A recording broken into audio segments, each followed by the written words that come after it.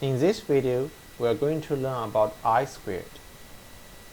I squared can be calculated as the square of the correlation coefficient. It is also on the StatCrunch output. I squared is another measurement of the strength of a relationship that exists between two quantitative variables. So what does I squared tell us? Officially, it is the percentage of variability we have observed in the response y variable that is explained by the regression line. In a simple way to think of it, it gives us an idea how close the data is to the fitted regression line. The higher I squared, the better prediction tool the equation is. Here is the simple formula you can use to calculate I squared. In this video, I will show you how to find I squared from StatCrunch output. From simple linear regression between total offense and the number of points, the I squared can be easily found here. Please verify the relationship between correlation coefficient and I squared by yourself. This means 80% of the variability we observed in number of points scored by ELC is explained by the regression line created. We can do the same thing for simple linear regression between total offense and the number of points.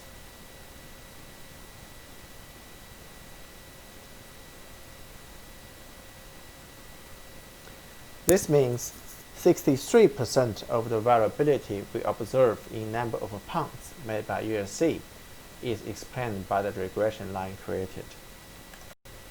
Please note that the regression line for total offense versus number of points is a better predictor than the regression line for total offense versus number of points because it has a higher I squared.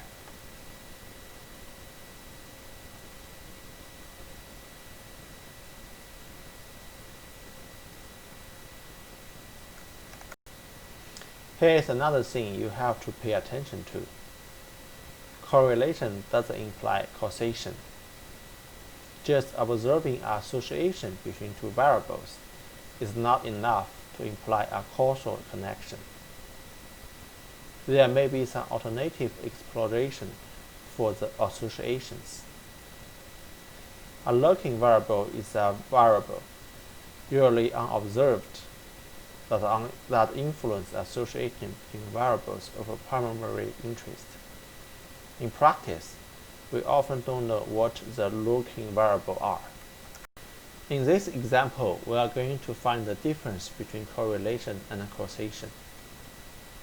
There did seem to be a relationship between gender and whether or not someone was a binge drinker.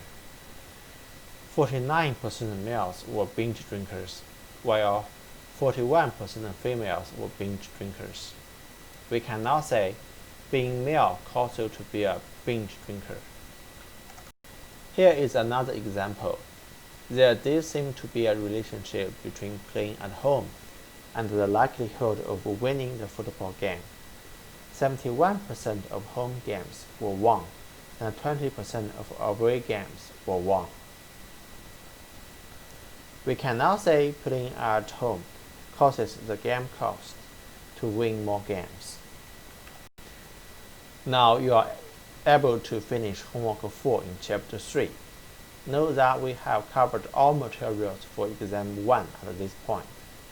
Once you are done with the homework assignment, you should start studying the review materials provided for Exam 1 for additional practice and an outline of the materials that might appear on the exam.